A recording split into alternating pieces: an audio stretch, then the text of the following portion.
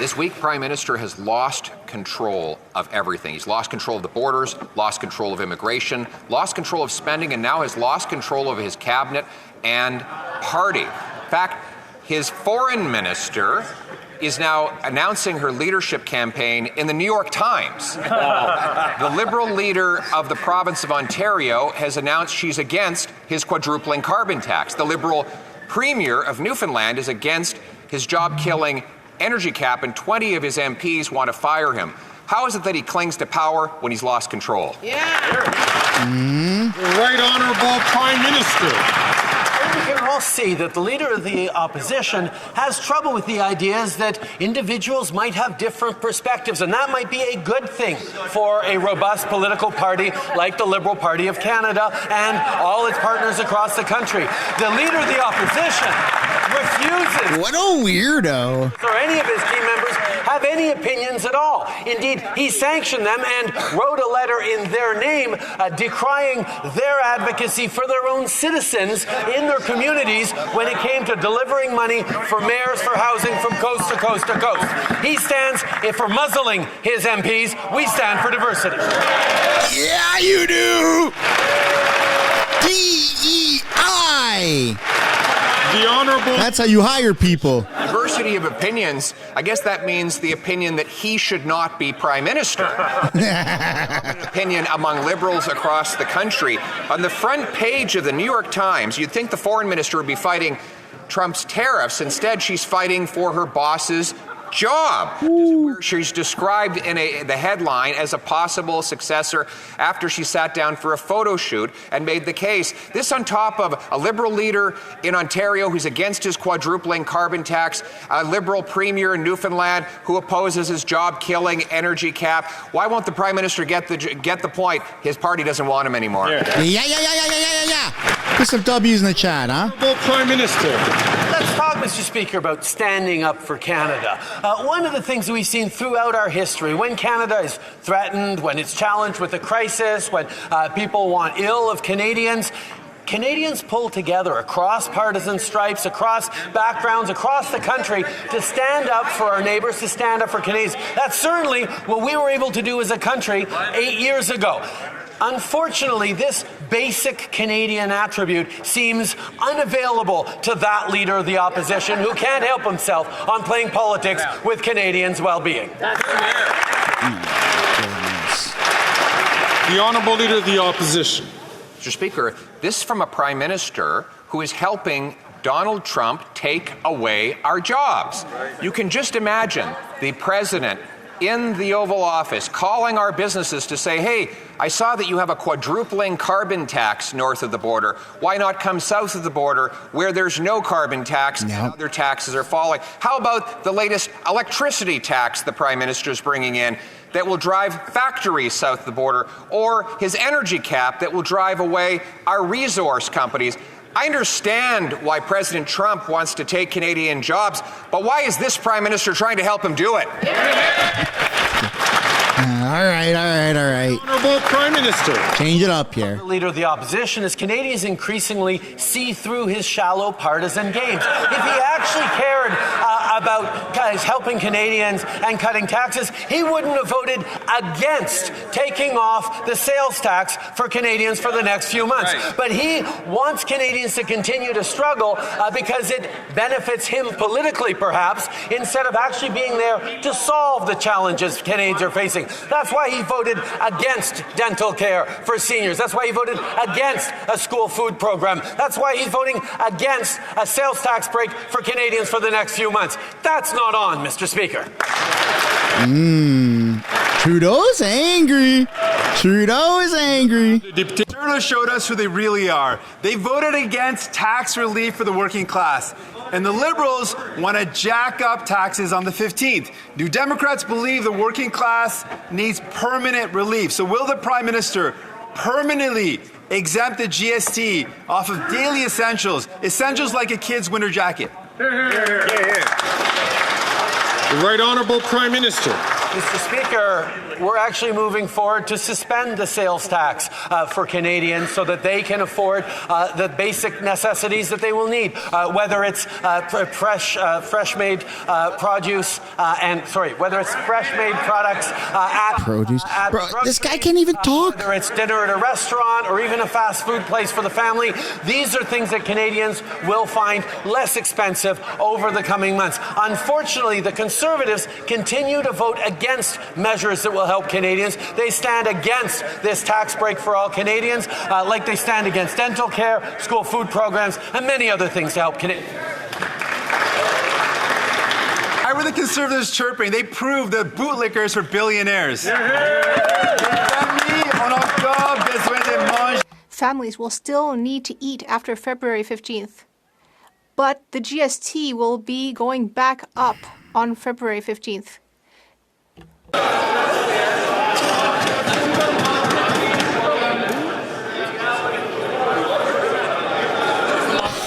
Yeah, I don't know if you can call someone a bootlicker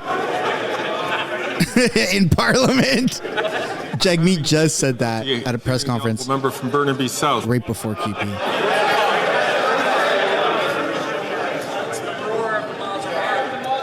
They're talking about Maserati.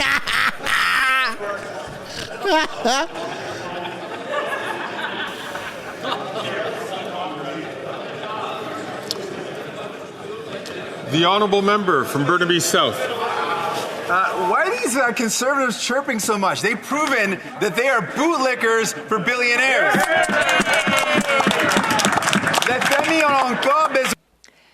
Families will still need to eat after February 15th, but that day, the Prime Minister will once again increase the GST. Just another Liberal letdown. Why does the Prime Minister think that people should have to keep paying GST on children's clothes and diapers? Why? The Right Honourable Prime Minister. Monsieur le Président. Mr. Speaker, our tax break over the next few months will help families throughout the country. It will help them with what they need to buy at the grocery store because groceries, restaurant visits, wine and beer, all sorts of things that we'll be spending on over the next few months, all of these things will be cheaper, tax-free. That's our way of telling Canadians that we see that they're struggling, but we are here to invest and help them. Unlike the Conservatives, who have voted against assistance to Canadians, against the tax break, and against dental care. The Honourable Leader of the Opposition. Mr. Speaker, the Prime Minister claims he's taking taxes off of fresh-made produce. He really does think that food comes from the grocery store. From the farmers who actually grow the produce. That's why he thinks he can carbon tax those farmers without taxing the food. And then you have his friend, the Maserati Marxist over there in the Oh! Maserati Marxist. They're both out of touch. Canadians are out of money. How about a carbon tax election? Man. Pierre is just a master at this. Throw some W's in the chat for him. Holy smokes. Colleagues, order.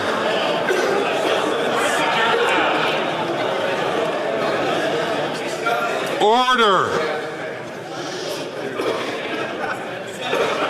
The Right Honourable Prime Minister. Mr. Speaker, Mr. Speeder. had the opportunity to axe the sales tax for Canadians. What's going on with him? And he voted against it and forced his MPs to do exactly the same. He is only interested in his own political self-interest, not interested in helping Canadians, either with a tax break for the next few months, or with dental care for vulnerable seniors across the country, or with more school food programs that'll help kids and parents afford their groceries. These are the kinds of things we're doing. These are exactly the things that he is blocking.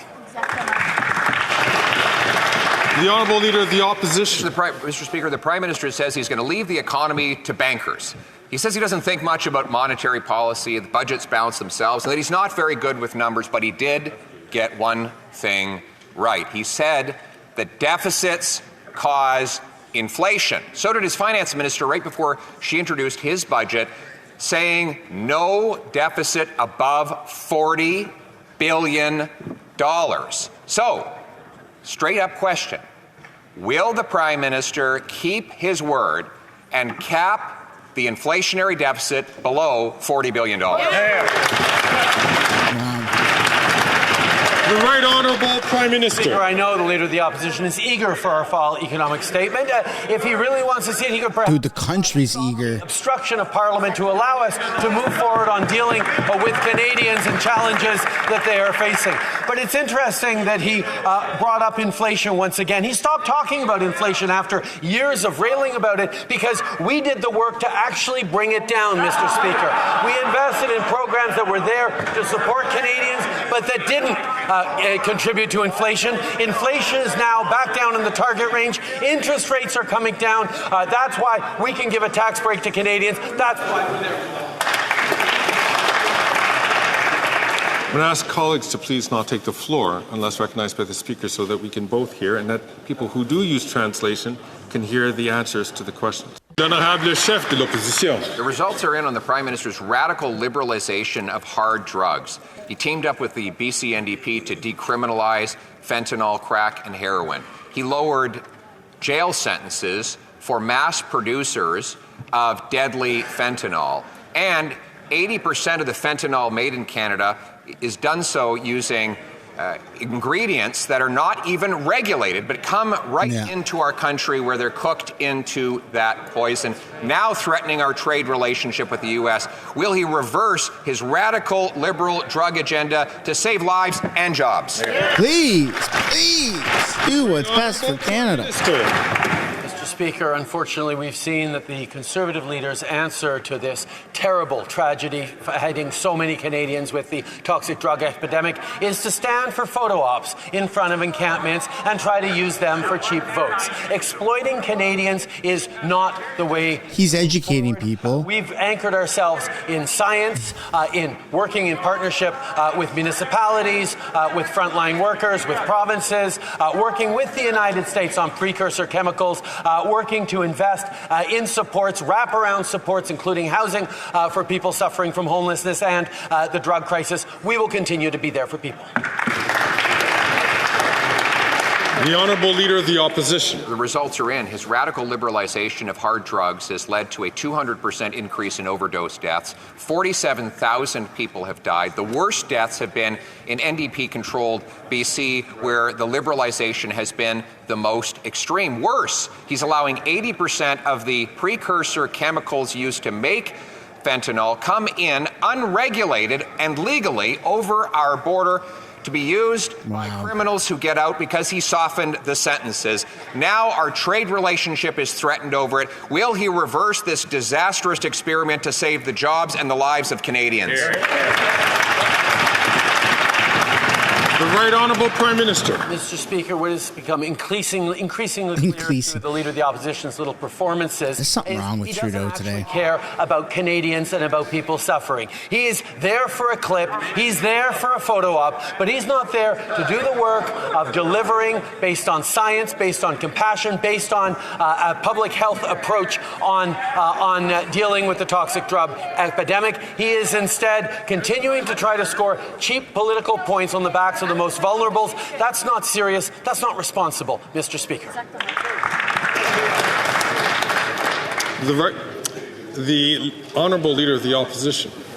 He almost called him Prime Minister. Is allowing 80% of the chemicals used in fentanyl manufacturing to come in unregulated and legally. What is not responsible is decriminalizing crack, heroin, and fentanyl, and then after you see that it leads to a massive increase in deaths, then 2 weeks ago, he, the Bloc, and the NDP all voted in favor of a committee report to decriminalize fentanyl right across the country at a time when Canadians are dying and our border could be closed. Will the Prime Minister confirm that he has reversed himself and now opposes decriminalization of fentanyl? Clean up the streets. Prime Minister. Mr. Speaker, once again, we see the priority of the Leader of the Opposition is to exploit and use Canadians who are suffering to score cheap political points. Meanwhile, we do the serious work amongst parliamentarians across different orders of government with partners around the world to address this in a way that is grounded in science, not ideology, that works with frontline workers, makes investments in wraparound services, and puts everything forward to try and save lives as best we possibly can. That's what Canadians deserve, not the kind of cheap partisanship that this Leader of the Opposition continues to demonstrate every time he stands up in this House. It is absolutely irresponsible. Give me a break. The Prime Minister has lost the control of the cost of housing, which has doubled since he became Prime Minister. And just this week, the OECD published a report showing that Toronto and Vancouver are now the two most expensive housing markets in all of North America. Vancouver's housing is significantly more expensive than Seattle, even though Vancouverites make half as much money. Toronto's housing is more expensive than New York, even though New Yorkers make 50% more. Will the Prime Minister call a housing tax election so that we can bring it home? Hear, hear. The Right Honourable Prime Minister. No, Mr. Speaker, the Conservative leader has been having a rough few weeks since he promised he would be shutting down housing projects across the country. Even his Conservative MPs have been going around behind his back complaining to the CBC that they can no longer advocate for their communities, complain that they're no longer allowed to stand up for their mayors who need investments in housing in their communities. He prefers to muzzle his MPs than allow them to be their voice in their communities. His commitment to cut billions of dollars of investments from housing will not help anyone, Mr. Speaker. That's why we're delivering for Canadians. The Honourable Leader of the Opposition. Speaker, we don't complain to the CBC, we complain about the CBC. I digress. The Prime Minister says that was pretty good. More money to local bureaucracies, they'll speed up home building. So he gave $500 million to Toronto City Hall. What happened? Home building slowed down by 40%. He gave Vancouver City Hall $115 million, and housing construction slowed down 15%. Gave $176 million to Ottawa City Hall, construction down 22%. When will he learn that what we need in this country is to build homes, not bureaucracy? The Right Honourable Prime Minister. Mr. Speaker, mayors across the country, including in Conservative-held ridings, are speaking out about the reckless cuts the Conservative leader is proposing to money that municipalities need to increase densification, to accelerate permitting, to move forward on home building faster and faster across this country. The Conservative leader is standing against what his own MPs are asking for when he's telling mayors across the country he's going to pull billions of dollars away of investments in housing that will respond to Canadians' needs to be able to grow the economy and live securely for the future. L'Honorable Chef de l'Opposition. So he gives tax dollars to big city politicians, and then he gives tax dollars to CBC to interview those big city politicians to say that they like getting the money. Mr. Speaker, if giving more money to big city politicians were going to solve the problem, we'd have the most affordable housing in the world. After revenues for cities has grown twice as fast as inflation and population combined for 2 decades in a row. We don't need more money for bureaucracy and politicians. We need money in the pockets of home buyers and home builders. So why not my common sense plan to axe the sales tax, GST, and bring down housing costs by 50 grand? It's a good start, that's for sure. The Right Honourable Prime Minister. Mr. Speaker, we're seeing the clear pattern of the Conservative leader. He picks fights with journalists, he picks fights with mayors and city councils, he even picks fights with the Team Canada approach that is standing up for Canada's interests, faced with real challenges from the incoming administration to our south. He is choosing to pick fights and divide Canadians at a time when we should be pulling together to solve the challenges of housing, solve the challenges brought in by the new American administration. These are moments for us to pull together. Unfortunately, that's something of which this Conservative leader seems incapable. The Honourable Leader of the Opposition. I can taxes, debt, and inflation to pay off politicians in exchange for press releases and photo ops will not solve the problem. What it has done is doubled housing costs and made Toronto and Vancouver the most expensive housing markets in North America, worse than New York, Los Angeles, Chicago, and many other places with more people and money and much less land. So here's a choice. He's afraid of a carbon tax election. Why don't we have a different kind? Why don't we have a housing tax election where he proposes to give money to politicians? Lots of options for you, to put it Trudeau. in the pockets of home buyers. Lots of options for you, Trudeau.